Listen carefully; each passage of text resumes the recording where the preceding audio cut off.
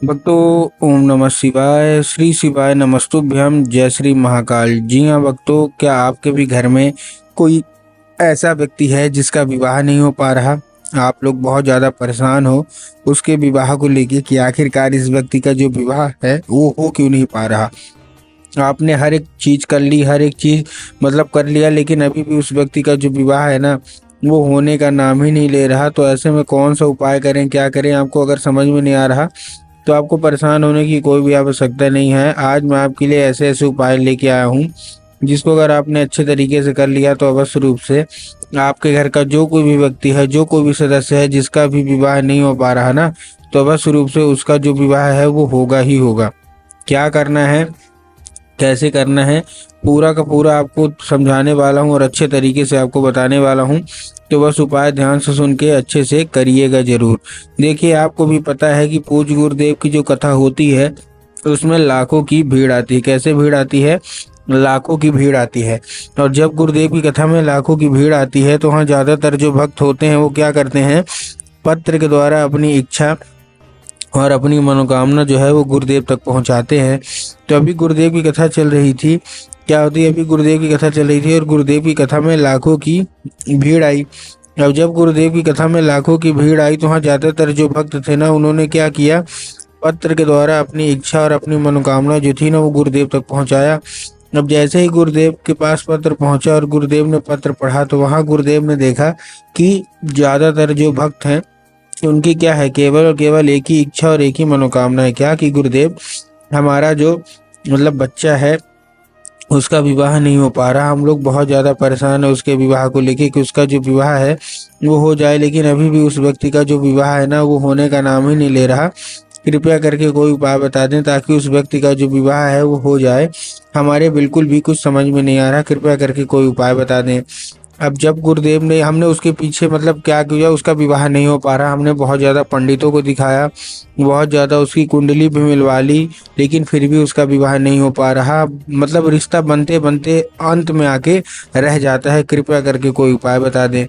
अब जब गुरुदेव ने ये देखा तब गुरुदेव ने 2 से 3 उपाय बताए और कहा केवल और केवल ये उपाय कर लेना, तुम्हारे घर का जो कोई भी व्यक्ति है जिसका भी विवाह नहीं हो पा रहा, अवश्य रूप से उसका जो विवाह है वो होगा ही होगा और बहुत जल्द से जल्द होगा। अब जब गुरुदेव ने उपाय बताया तो लोगों ने जा जाके इस उपाय को घर में करना शुरू कर दिया। अब जैसे ही लोगों ने जा जाके इस उपाय को घर में करना शुरू कर दिया, वही लोग गुरुदेव की कथा में मात्र 1 से 1.5 महीने के बाद वापस आए। अब जब वही लोग गुरुदेव की कथा में वापस आए तो उन्होंने क्या किया, फिर से एक बार गुरुदेव को पत्र लिखा। लेकिन ये वाला जो पत्र था ये गुरुदेव को धन्यवाद के रूप में पत्र था कि गुरुदेव धन्य हो आपका, आपके द्वारा बताया गया उपाय हमने कर लिया है। हमारी सारी की सारी इच्छा और सारी की सारी जो मनोकामना थी वो पूरी हो गई है। आपका कोटि कोटि धन्यवाद। और ये केवल और केवल आपके द्वारा बताए गए उपाय के कारण ही हुआ है। हमारे घर का जो व्यक्ति था जिसका विवाह नहीं हो पा रहा था ना, उसका जो विवाह है वो पक्का हो गया है। आपका कोटि कोटि धन्यवाद। तो देखिए, जो लोग भी मेरी आवाज़ अभी सुन रहे हैं ना, अगर आपको भी जानना है कि आखिर ऐसा कौन सा उपाय है जिसको करने मात्र से इच्छा मनोकामना जल्द से जल्द पूरी हो जाती है, तो चलिए हम बताते हैं आपको आज की इस वीडियो में कि आपको करना क्या है। तो बस उपाय ध्यान से सुन के अच्छे से करिएगा जरूर। लेकिन उसके पहले चैनल पे अगर पहली बार आए हैं और आवाज़ मेरी पहली बार सुन रहे हैं तो वीडियो कर दें लाइक और चैनल को भी कर लें सब्सक्राइब, ताकि पूजनीय पंडित प्रदीप जी मिश्रा के रोज नए नए उपाय जो कि मैं उनकी कथा से सुनता हूँ, श्रवण करता हूँ, सबसे पहले मैं आपको प्राप्त करा सकूं। ठीक, तो देखिए, जो हमारा सबसे पहला उपाय है उसमें 3 काली मिर्च और 1 धतूरा लेना है। ठीक, क्या लेना है? 3 काली मिर्च और 1 धतूरा। अब देखिए, काली मिर्च और काली तिल में ना बहुत सारे लोग कंफ्यूज भी होते हैं कि काली मिर्च क्या है, काली तिल क्या है, हमको थोड़ा साफ साफ बताओ। तब गुरुदेव ने साफ साफ बताया है कि आपको क्या लेना है, आपको लेना है केवल और केवल काली मिर्च। ठीक, तो काली मिर्च आपने ले लिया। काली मिर्च के साथ साथ आपको क्या चाहिए, 1 धतूरा चाहिए। तो 3 काली मिर्च और 1 धतूरा लेके पहुंच जाना है आपको कहाँ, सीधा सीधा आपको पहुंचना है शिव मंदिर। अब जैसे आप शिव मंदिर पहुंचेंगे, शिव मंदिर पहुंचने के बाद आपको करना क्या है, जैसे आप शिव मंदिर पहुंचे, शिव मंदिर पहुंचने के बाद आपको क्या करना है, दक्षिण दिशा में खड़े होना है और उत्तर की ओर अपना चेहरा कर लेना है।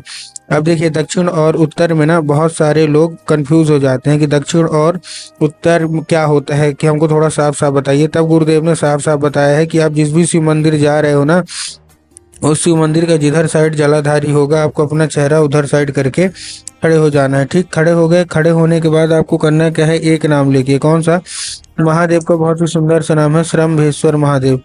तो आपको करना क्या है, आपको श्रम्भेश्वर महादेव का नाम लेके और उन्हीं का स्मरण करके आपको चुपचाप से क्या कर देना है, आपको अर्पित कर देना है बस। पूज्य गुरुदेव कहते हैं कि अगर आपने श्रम्भेश्वर महादेव का ये उपाय कर लिया ना, तो अवश्य रूप से इच्छा मनोकामना जो भी है वो पूरी होगी ही होगी। ठीक, ये तो था हमारा पहला उपाय।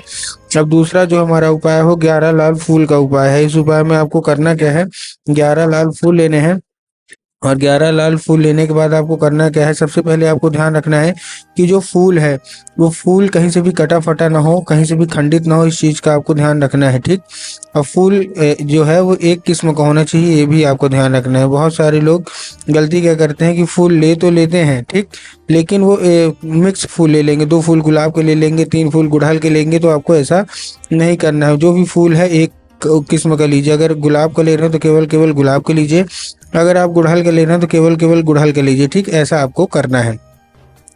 अब लेने के बाद आपको करना क्या है, जैसे आपने ले लिया, अब लेने के बाद आपको क्या करना है, लेके पहुंच जाना है कहाँ, सीधा सीधा शिव मंदिर। अब जैसे ही आप शिव मंदिर पहुंचेंगे, शिव मंदिर पहुंचने के बाद आपको क्या करना है, आपके दिमाग में आएगा कि जाएंगे बाबा भोलेनाथ के ऊपर अर्पित कर देंगे, जो कि पूर्णतः गलत है। आपको बाबा भोलेनाथ के ऊपर अर्पित नहीं करना। आपको कहाँ अर्पित करना है, आपको अर्पित करना है माता सुख सुंदरी के ऊपर। अब देखिए, जिसको पता है कि माता सुख सुंदरी की जगह कहाँ होती है उनका तो ठीक, लेकिन बहुत सारे ऐसे लोग हैं जिनको यही नहीं पता कि माता सुख सुंदरी की जगह होती कहाँ है। तब गुरुदेव ने बताया जो जलाधारी है, जलाधारी के बिल्कुल बीचों बीच, कहाँ, जलाधारी के बिल्कुल बीचों बीच किसी जगह होती है माता सुख सुंदरी की। तो आपको करना क्या है, आपको माता सुख सुंदरी की जगह पे आपको चुपचाप से क्या कर देना है, अर्पित कर देना है बस। पूज्य गुरुदेव कहते हैं कि अगर आपने माता सुख सुंदरी की जगह पे अर्पित कर दिया ना, तो अवश्य रूप से इच्छा मनोकामना जो भी है वो पूरी होगी ही होगी। ये तो था दूसरा उपाय।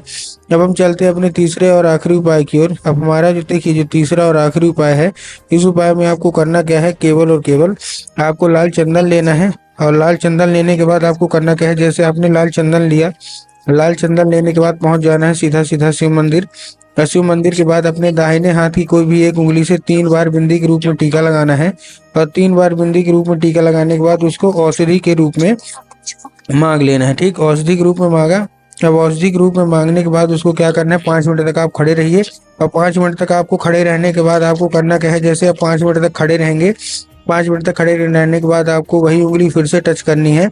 और वही उंगली फिर से टच करने के बाद आपको क्या करना है, वही उंगली लेके घर आ जाइए। उसको घर आने के बाद जहाँ आप लोग सोते हैं और जिधर साइड सर करके सोते हैं, उधर साइड की जो दीवार होगी उसी दीवार में आपको क्या करना है, ये लगा देना है। पूज्य गुरुदेव कहते हैं कि उस चंदन के जरिए स्वयं माता सुख सुंदरी आपके घर में प्रवेश कर जाती हैं।